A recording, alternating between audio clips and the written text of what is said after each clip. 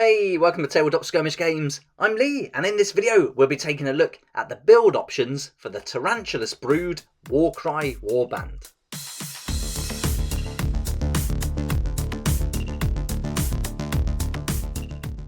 I've already put up a separate video for the Tarantulos BROOD deep dive where we went through all the abilities, fighter card and stats for all the different fighters. But in this video we'll be taking the instruction book that tells us how to build the models and going through the different variations and different options that you can use when putting together your warband. So we'll look at each fighter individually, look at the different options to build it, and then we'll just have a quick look at the fighter card. But again, if you want to go in detail about those fighter cards, check out that other video. The first fight is really easy, the leader, which is the Broodmaster, and there's no build variations for this, it just goes together in one way, nice and easy to build, so really simple. And the fighter card, again, only one fighter card, so that's it, that's all your options for that, and a really great stats. For 180 points, you get a lot here with this leader, you get loads of attacks and some awesome abilities too. Next, we've got the Doomweaver, and you can build this like I have with the Trident and Net, or you can build it with the Flail and Goad, and you can see those two parts on the floor there next to the base. So you've got a couple of options. I went for the Doomweaver with Trident and Net just because I thought this guy looked a lot better in this pose with those weapons. I thought he looked really cool, and I also liked the ability that comes with that net as well. So that's what I went with. And here's the second Doomweaver, and you've got the same options here. Now I've built it again with the Trident and Net just because I really like those abilities that come with the fighter, but you could do one of each, or you could make them both with Flail and Goad. So you've got the weapons included and you've got both of those options. Again, really easy to build, really straightforward. It's just swapping those hands for those different weapons. And here you can see the two cards, so you can just weigh them up against each other. I also think it wouldn't be too hard to use this second Doomweaver and proxy him for the Doomweaver with Flail and Goad anyway, so building it like this still gives you the options of using both fighter cards, so you can like mix and match. It doesn't really matter. If you're playing in competitive play it might be different, but if you're just playing for fun, like narratively like I do, and your opponents agree and they're happy, then I don't see a problem with that at all.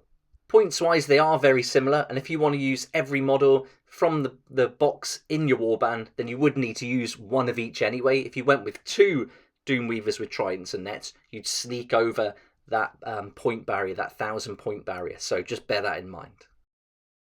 Next you've got Broodkin with Sigh and Spiderclaw, and now you've got three of those in three different poses, and these are really easy. Again, you're not going to get any variations, and you can't change the weapons either. You've got two of them holding the Spiderclaw out on one arm and their other weapon, the Sigh, in the other, and one guy's holding the Sigh with two hands. So they're all set up as you can see them, and you can't change those poses or the weapons unless you do a little bit of like manipulation with it yourself.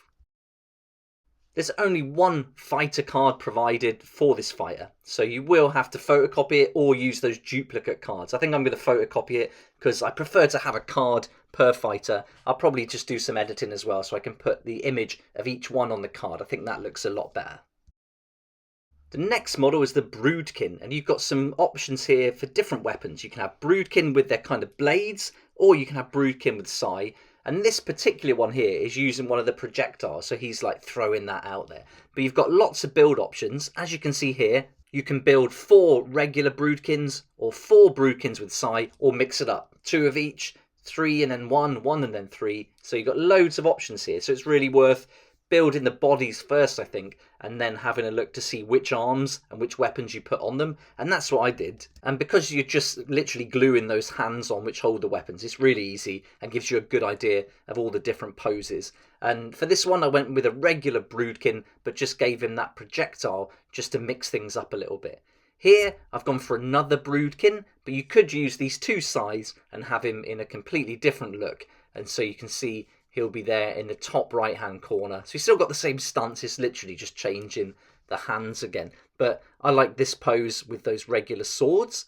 But this one I went with the Sigh. So I've gone for 2 of each. 2 Broodkin with Sigh. But if you wanted to use the regular blades, then you could just change those hands around as well, no problem. But I thought this looked like a cool pose, and they're great weapons. Always reminds me of Ninja Turtles, but really good.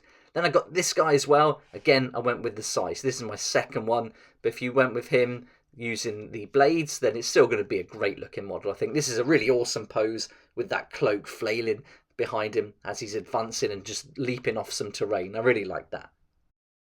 And with our Broodkin, you're going to get 2 cards. One for Broodkin, one for Broodkin with Sai. So if you go all 4 as one of these options, you're going to have to share that one card or photocopy it. So just another thing to bear in mind as well. I'm going for 2 of each, so I can either have one card for 2 and then use a duplicate and do it that way. Or again, I'm probably just going to do a bit of editing and then put the actual models I've got on there so I can really see what they look like. I like doing that. I think it's much better to have one card each. As far as the stats go, I think the Broodkin with Sai has got like less attacks, but they're stronger, whereas the Broodkin can make more attacks and is a bit weaker and doesn't do quite as much damage on a crit there. So it's just weighing those options up as well.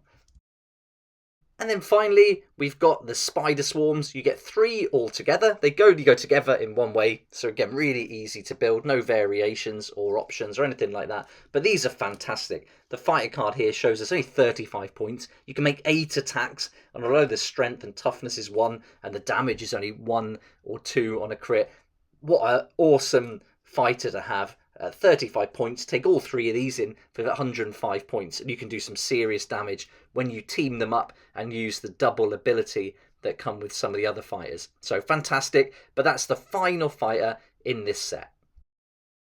As well as all those extra weapons that we saw on the models as we went through, you get 7 of these tiny little spiders that you can just dot around, put on the base or wherever you like. It might be cool to put them on some of your enemy bases as well if you're playing both teams. But you also get these projectiles as well, which I've put 2 on the back of this guy. I thought that looked good. So it's just angling it to make it look aesthetically pleasing, but I think this looks awesome, and that's a nice touch. If they're using the ability that allows them to throw those, I think it's cool to have the weapon represented on the model. So altogether, these are pretty straightforward to build, no problems, but they're very fiddly, very fine. I think they can damage quite easily, so just to be careful really with the different spiky bits sticking out, and there's lots of spiky bits. One good thing about that is if you miss any bits when you're trimming up, once you've cut them off the sprue and you're trimming off the remaining parts of the sprue, then if you miss a bit, I don't think you're even going to notice because you're just going to blend in with all those other spikes they've got going on. But otherwise, a great set to build. Didn't take too long, went together nice and easily, and I think these are going to be really fun to paint. I'd love to hear which options you're going to go for and what fighters you're going to make for your warband. Do any stand out already to you that you've got your eye on? So yeah, let me know in the comment section below how you'll be assembling your warband for the Tarantulos Brood.